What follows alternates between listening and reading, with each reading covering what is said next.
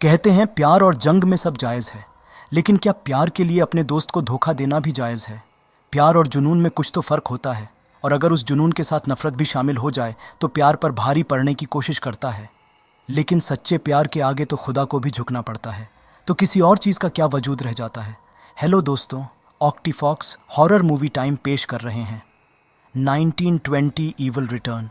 ये फिल्म है एक अधूरे प्यार की, जहां मौत ने उन्हें जुदा किया तो एक नई जिंदगी ने सहारा, और इस सहारे ने कई नए राज, कई नए सच सबके सामने लाकर खड़ा कर दिया, जिसने दोस्ती, रिश्ते और प्यार के मायने ही बदल कर रख दिए।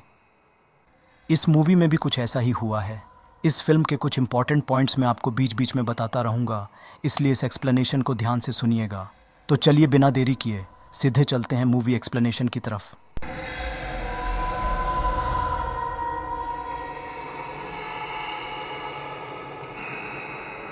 फिल्म की शुरुआत में हम स्मृति को देख पाते हैं, जिसे उसका नौकर भोला किसी जयदेव वर्मा नाम के शख्स के बारे में बताता है, और उनके बातों से हमें पता चलता है कि स्मृति और जयदेव एक दूसरे से प्यार करते हैं, लेकिन कभी मिल नहीं पाए।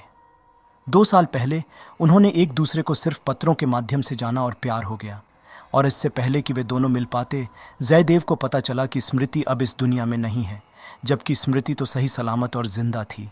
लेकिन इस खबर से जयदेव हर वक्त दुखी रहता था, और यही खबर भोला स्मृति को देता है कि जयदेव उसके जाने के गम में हर वक्त शराब में डूबा रहता है, जिसे सुन स्मृति बहुत दुखी हो जाती है कि वो जिंदा रहते हुए भी अपने प्यार को ये बता नहीं सकती, और उसकी मजबूरी का कारण कोई और नहीं बल्कि एक शैतानी आत्मा है जो उसे उसी के घर में कैद करके रखा हुआ है। भोला बताता है कि वो शनिदेव मंदिर से एक पवित्र आईना लाया है, जिसकी मदद से वो जयदेव के पास जाकर सारी सच्चाई बता पाएगी। ये सुन स्मृति उसी वक्त घोड़ा गाड़ी से शहर की तरफ निकल जाती है। चलते चलते रात हो जाती है, तो घोड़ा गाड़ी का ड्राइवर बद्रीनाथ बोलता है कि जंगल का रास्ता है और रात भी बहुत हो गई है, तो स्मृति मैडम आज रात किसी गेस्ट हाउस में रुक जाए और दूसरे दिन की सुबह वे लोग निकल जाएंगे।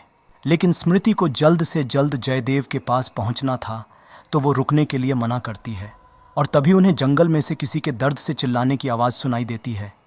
तो बद्रीनाथ चेक करने जंगल के अंदर चला जाता है, लेकिन काफ़ी देर होने के बाद भी जब बद्रीनाथ वापस नहीं आता, तो इस बार स्मृति उसे देखने जाती है और देखती है कि बद्रीनाथ एक पेड़ के नीचे चुपचाप बैठा हुआ है, और जैसे ही वो उसके पास जाती है तो वो एक पोजेस्ड हालत में उस पर हमला कर देता है, जिससे वो शनिदेव का आईना गिर के टूट जाता है, और स्मृति की एक चीख के साथ ये सीन यहीं कट हो जाती है।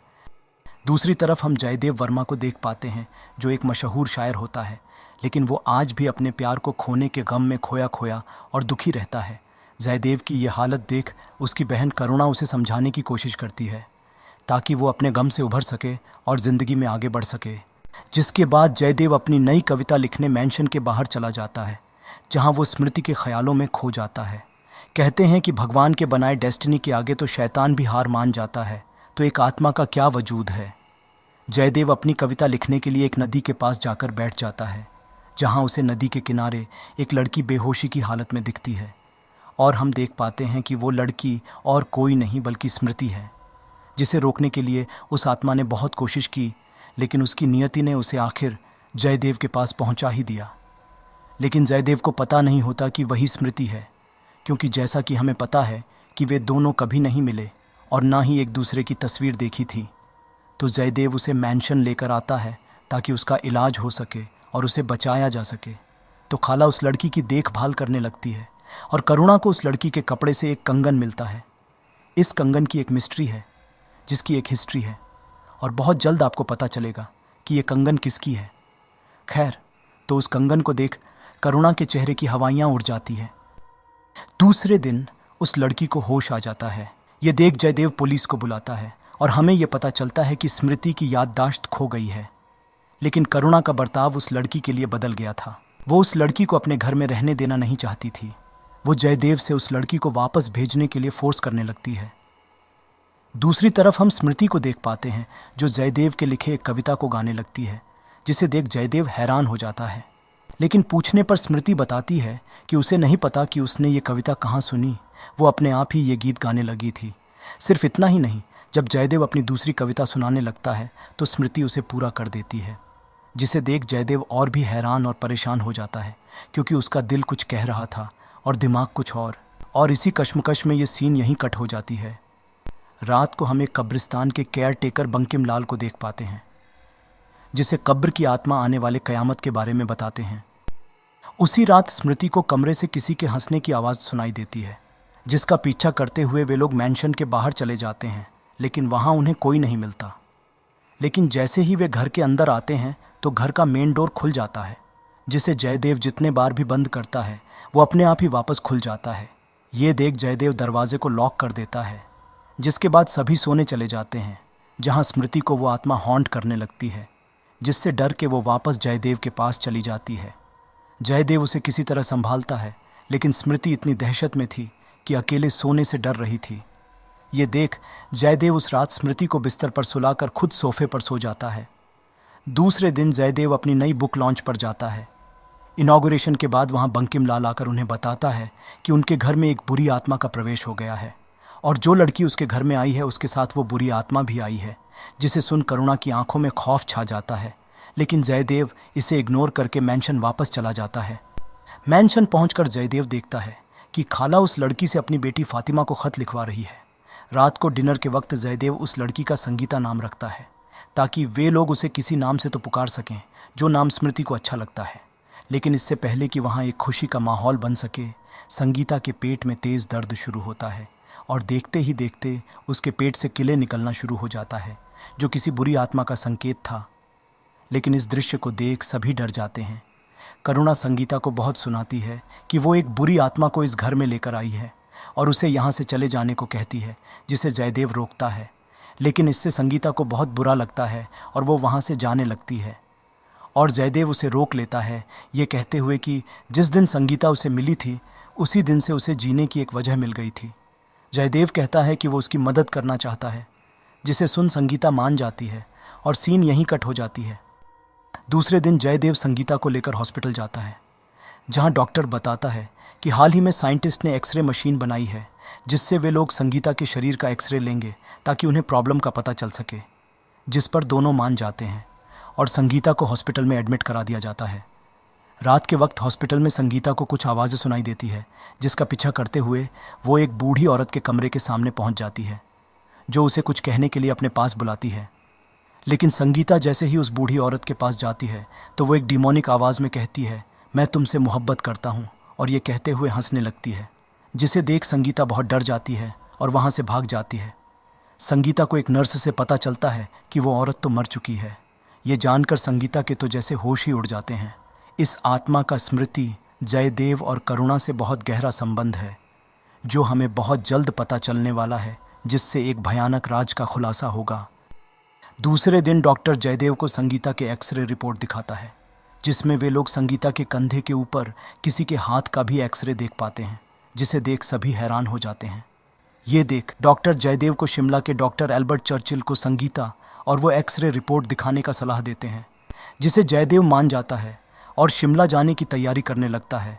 ये जानकर करुणा फिर से जयदेव को मना करती है, लेकिन जयदेव उसकी बात नहीं मानता और दोनों शिमला जाने का सफ़र शुरू कर देते हैं। शाम को घोड़ा गाड़ी का ड्राइवर जयदेव को रात एक होटल में रुकने की सलाह देता है और सुबह वापस सफ़र पर चलने के लिए बोलता है, जिसे दोनों मान जाते हैं और एक होटल के अंदर चले जाते हैं।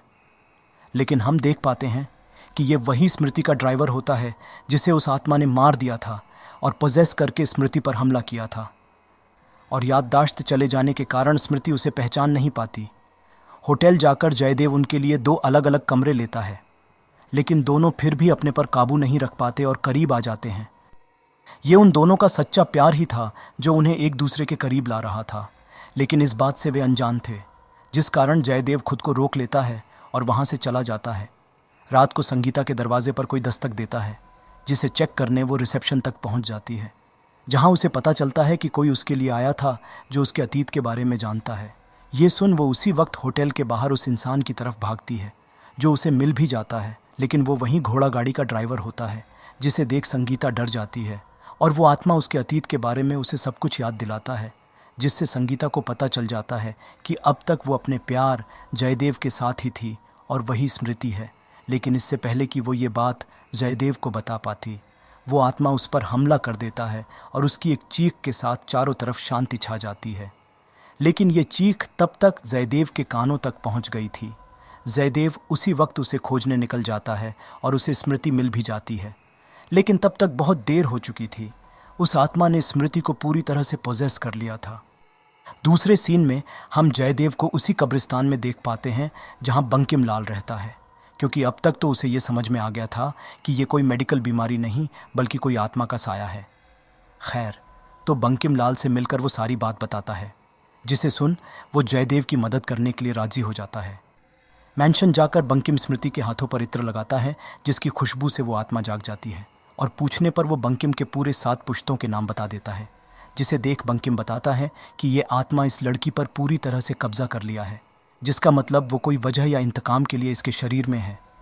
फिर वो स्मृति को हॉल में लेकर आता है और उसके हाथ पैर बांध देता है, लेकिन पर्दे को हटाते ही सूरज की रोशनी स्मृति पर गिरती है, जिसे वो आत्मा बर्दाश्त नहीं कर पाती और खुद को छुरा के वहाँ से भाग जाती है।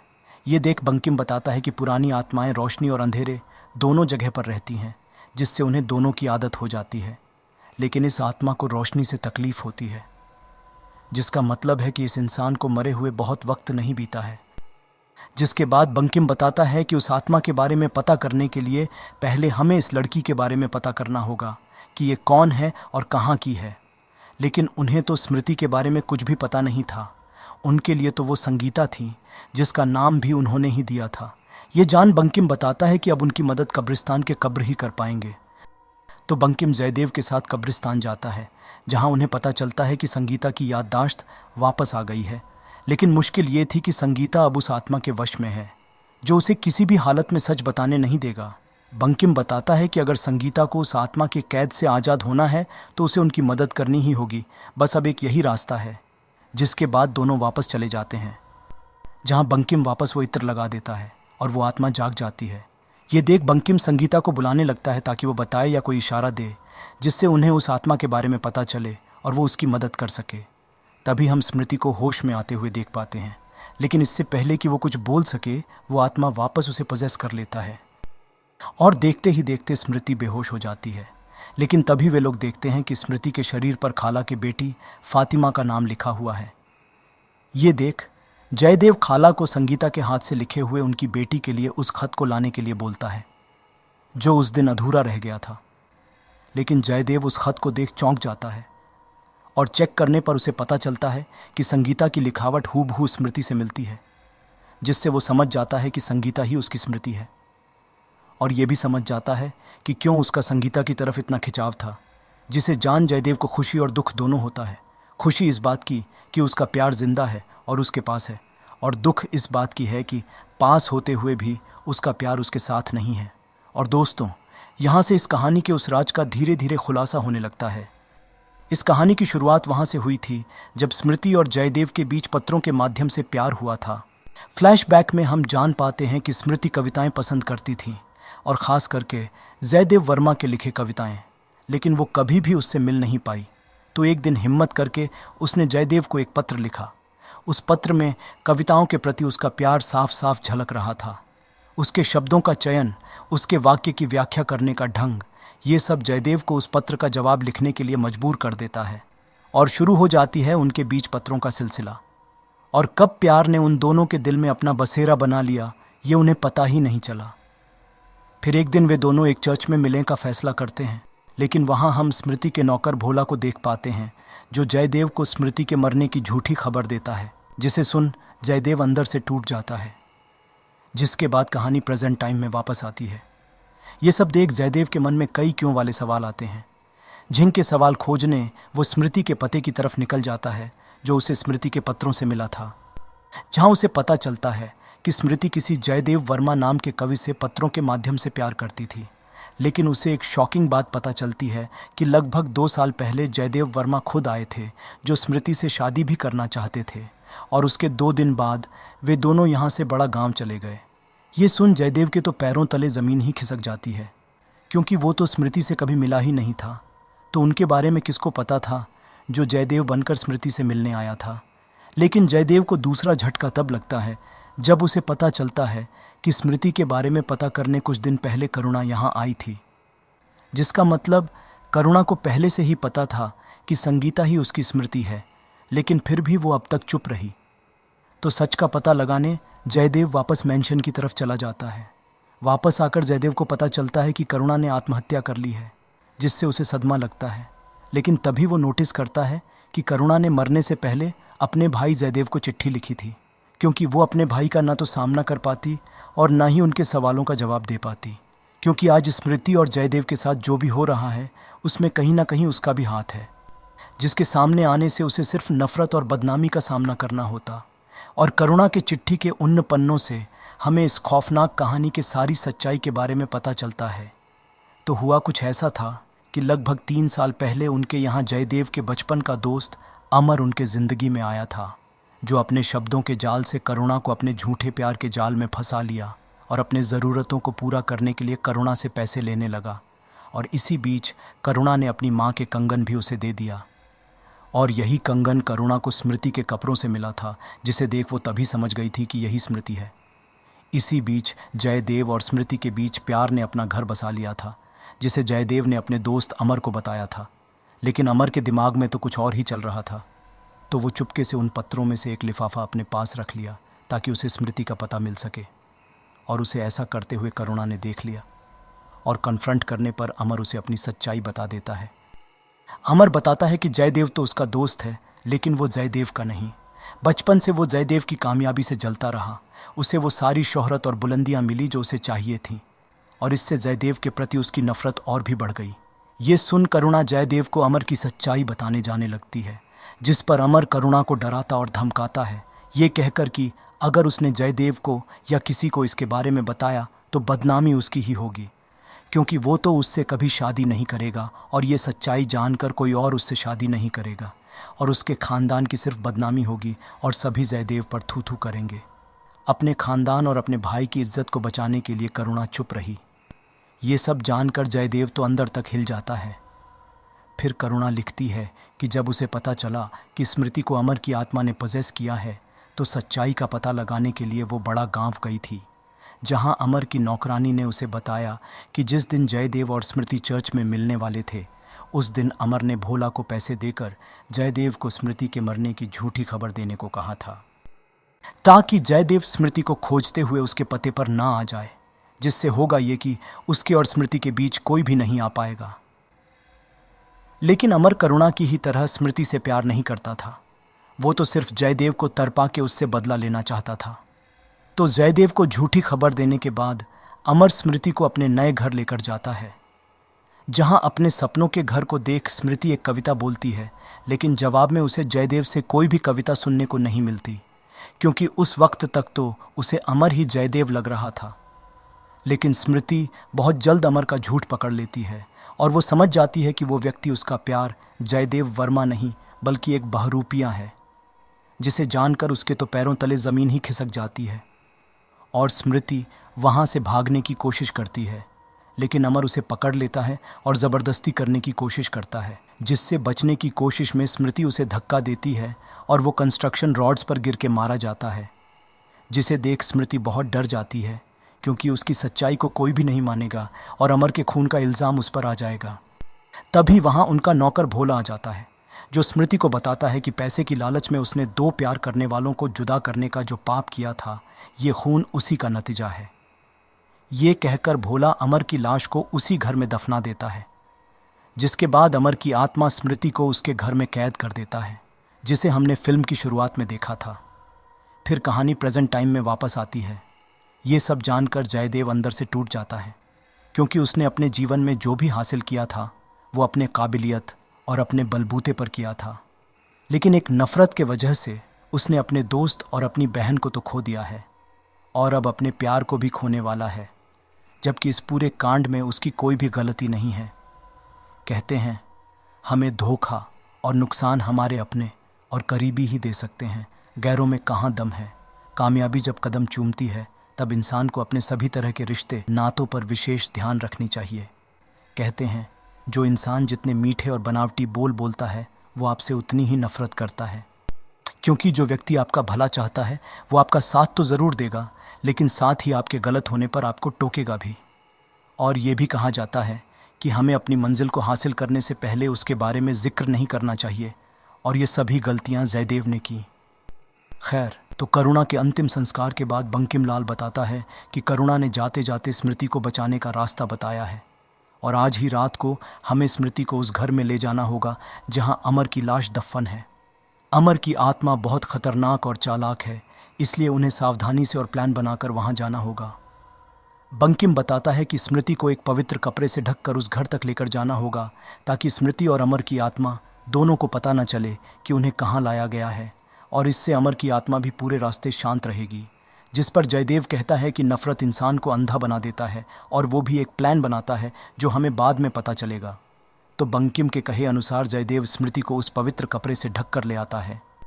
वहां पहुंचकर बंकिम जयदेव को बताता है कि आत्मा अपने असली शरीर में पोजेस्ड शरीर की तुलना में ज़्यादा वक्त बिताता है। तो अगर वे लोग स्मृति को अमर की लाश से छुआ सकें तो अमर की आत्मा उसके असली शरीर में जाने के लिए मजबूर हो जाएगी और वे लोग अमर के शरीर का दाह संस्कार कर देंगे और ये किस्सा यहीं ख़त्म हो जाएगा। प्लान तो उनका ज़बरदस्त था, लेकिन स्मृति को ले जाते वक्त उसके ऊपर से वो पवित्र कपड़ा हट जाता है और उसके हटते ही अमर की आत्मा जाग जाती है और एक इलेक्ट्रिक वायर से सभी पर हमला कर देता है, जिससे बंकिम और बाकी लोग उसी वक्त एक साथ मारे जाते हैं और जयदेव अकेला बच जाता है। जयदेव उस पवित्र कपड़े को लेकर स्मृति को खोजने लगता है और उसे स्मृति सीढ़ियों के ऊपर मिलती है, लेकिन जब वो उसे पकड़ने जाता है तो वो आत्मा उस पर हमला कर देता है और वो पवित्र कपड़ा जयदेव के हाथ से छूट जाता है, जिसके छूटते ही वो आत्मा उसे जला देता है ताकि जयदेव उस कपड़े की मदद से उसे कमज़ोर ना कर सके। लेकिन जयदेव किसी तरह कपड़े के एक टुकड़े को बचा लेता है और उस कपड़े की मदद से उसे पकड़कर अमर की लाश तक ले जाता है। लेकिन तभी स्मृति होश में आ जाती है और जयदेव से मदद मांगती है। अपने प्यार को देख जयदेव भावुक होकर उसे छोड़ देता है और तभी अमर की आत्मा वापस स्मृति को पोजेस कर जयदेव पर हमला करके उसे घायल कर देता है और अमर की लाश को भी जला देता है, जिसे देख जयदेव बोलता है कि अब वो स्मृति को नहीं बचा सकता तो अमर उसे मार दे। जिस पर अमर की आत्मा बताता है कि वो उसे तड़प पाना चाहता है, मार के मुक्ति नहीं।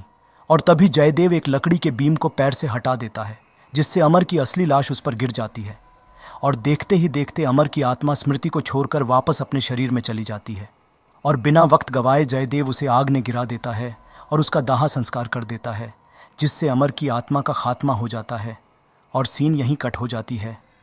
दूसरे सीन में हम जयदेव और स्मृति को देख पाते हैं जिन्होंने अपने प्यार का बसेरा बसा लिया था। दोस्तों, अगर आपको ये एक्सप्लेनेशन अच्छी लगी हो तो इसे लाइक कर देना और अभी तक सब्सक्राइब नहीं किए हो तो सब्सक्राइब भी कर देना। इसी के साथ ये मूवी यहीं समाप्त हो जाती है। तो चलिए मिलते हैं दूसरी मूवी एक्सप्लेनेशन में।